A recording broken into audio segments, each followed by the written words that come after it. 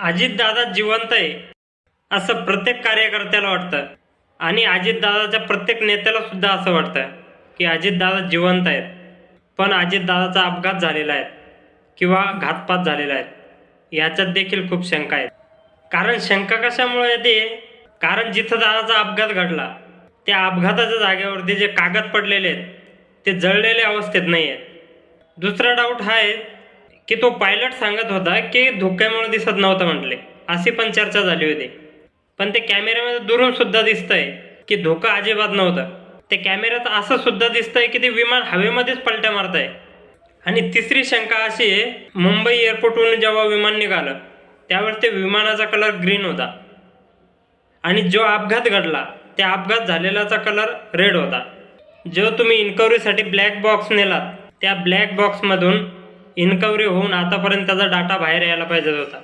जनतेसमोर त्याचा डाटा यायला पाहिजे होता, नेमका अपघात झाला कशामुळं. यामुळे देखील जनता कन्फ्यूज आहे.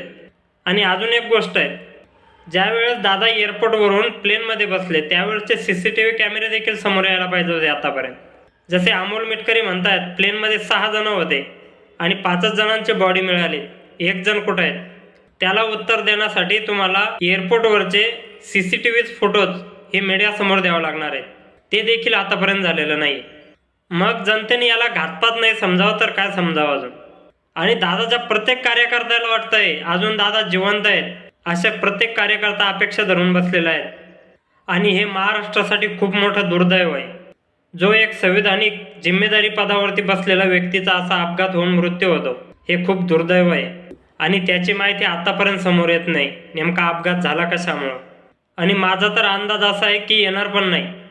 कारण कार्यकर्ते 8 दिवस वळवळ करतील आणि शांत बसतील आणि नेते 15 दिवस वळवळ करतील आणि शांत बसतील.